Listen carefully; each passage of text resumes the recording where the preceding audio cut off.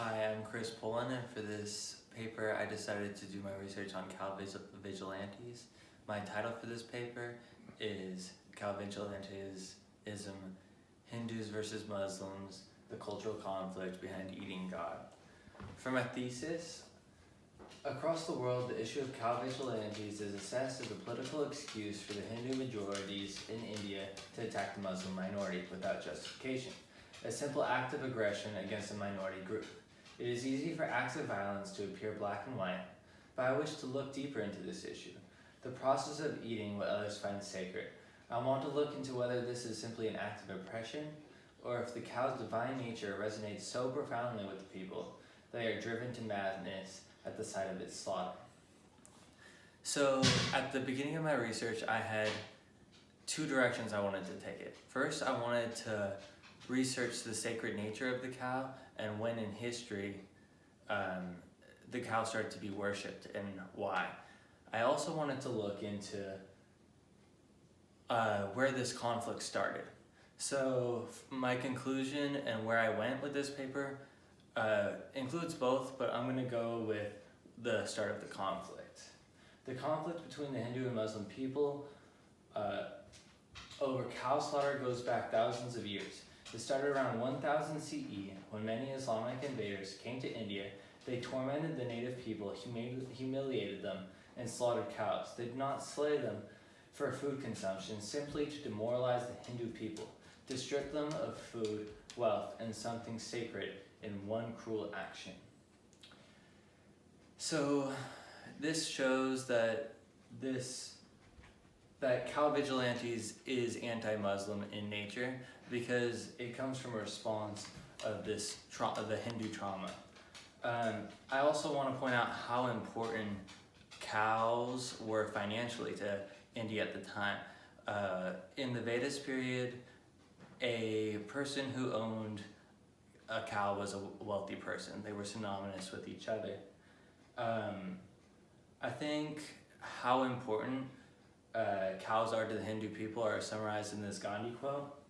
Gandhi stated that the central fact of Hinduism is cow protection. Cow protection takes the human being beyond his species. The cow to me means the entire subhuman world. Cow protection is the gift of Hinduism to the entire world. Hindus will be judged by their ability to protect the cow. Yeah, that sums it up pretty well. So my historiography, for the symbolic nature of cows, a lot of it came from Deirdre Lidrick. The article was Symbol and Sustenance, Cattle in South Asia Culture. This covered the sacred nature, the evolution in cows in religion, and the concept of ahimsa. It is a peaceful belief that comes from China and is huge in Buddhism, where they come from vegetarianism. Many of the Jainist priests wear masks so that they won't inhale bugs.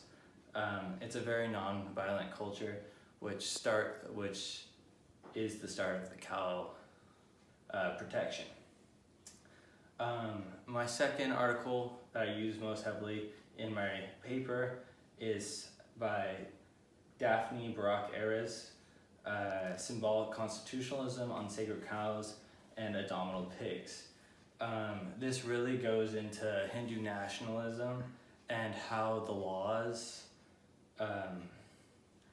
how the Hindus established laws to protect cows in their constitution, and it made it like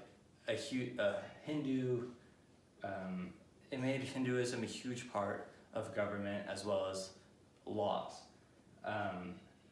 This goes back to Gandhi's quote, where it really shows when establishing the nation, the Hindus were obsessed with protecting cows, and this came at the Muslim expense.